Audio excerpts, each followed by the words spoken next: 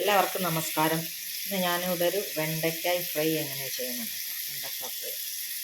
അപ്പോൾ ഞാനൊരു 2 സൈഡ് ഇങ്ങനെ കട്ട് ചെയ്തിട്ട് നന്നായി കഴുകി തുടച്ച് വെച്ചതാട്ടോ. ഇതേപോലെ നീളത്തിൽ ഇങ്ങനെ 4 പീസായിട്ട് കട്ട് ചെയ്ത് വെച്ചിട്ടുണ്ട് കേട്ടോ. ഇനി അതിലേക്ക് കുറച്ച് മസാലകൾ വേണം നമുക്ക്. അപ്പോൾ ഇതിലേക്ക് ഞാനൊരു എരിവിനനുസരിച്ചിട്ടുള്ളൊരു 1/2 ടീസ്പൂൺ മുളക് പൊടി എടുത്തിട്ടുണ്ട്. പിന്നെ 1/2 ടീസ്പൂൺ മല്ലിപ്പൊടി എടുത്തിട്ടുണ്ട്. 1/4 ടീസ്പൂൺ മഞ്ഞൾപ്പൊടി എടുത്തിട്ടുണ്ട്. ഒരു 1/4 ടീസ്പൂൺ ഗരം മസാല, ഒരു 1/2 ടീസ്പൂൺ കുരുമുളക് പൊടി, പിന്നെ ഒരു 4 ടേബിൾ സ്പൂൺ കടലമാവ്, അതിലേക്ക് 1 ടേബിൾ സ്പൂൺ അരിപ്പൊടി ചേർത്തിട്ടുണ്ട് അതിലേക്ക് കേട്ടോ. ആവശ്യത്തിന് ഉപ്പും കൂടി ചേർത്തിട്ട് ഇത് നന്നായിട്ടൊന്ന് കുറച്ച് വെള്ളം തിളച്ചിട്ട് ഒന്ന് മിക്സ് ചെയ്ത് കൊടുക്കാം.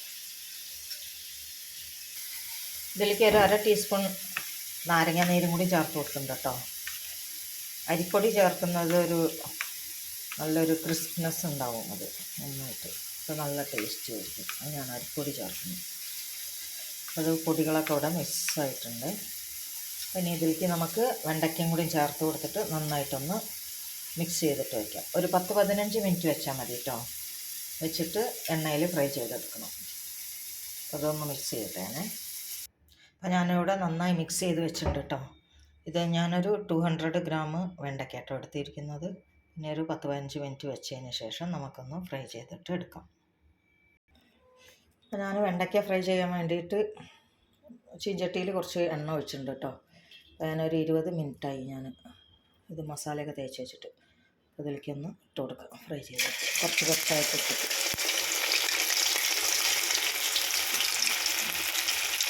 ഇത് എണ്ണയിൽ ഇട്ട് കൊടുത്ത ഉടനെ തന്നെ ഇളക്കരുത് കേട്ടോ. അപ്പോൾ അതിൻ്റെ മസാലയൊക്കെ ഇതാവും. ഒന്ന് ചൂടായി വന്നതിൻ്റെ ശേഷമാണ് ഇളക്കാൻ പാടും, അല്ലെങ്കിൽ മസാലയൊക്കെ വിട്ട് പോരും.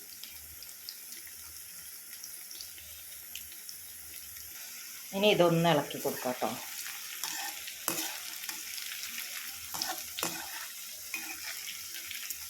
നമുക്ക് തിരിച്ചിട്ട് കൊടുക്കാം.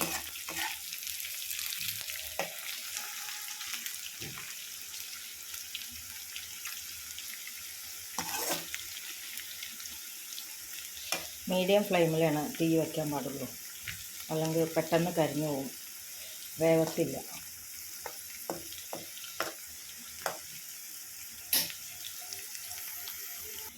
ഇതിപ്പോൾ ഇവിടെ റെഡി ആയിട്ടുണ്ട് കേട്ടോ. ഇത് നമുക്കിനി കോരിയെടുക്കാം. ഒരു സെർവിങ് പ്ലേറ്റിലേക്ക് മാറ്റാം.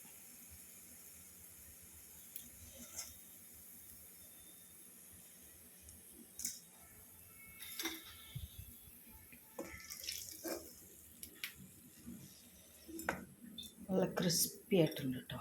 ഇനി ഇതിലേക്ക് കുറച്ച് കറിവേപ്പില,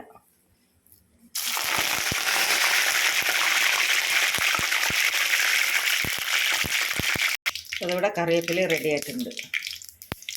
അത് നമുക്ക് എടുത്ത് മാറ്റാം.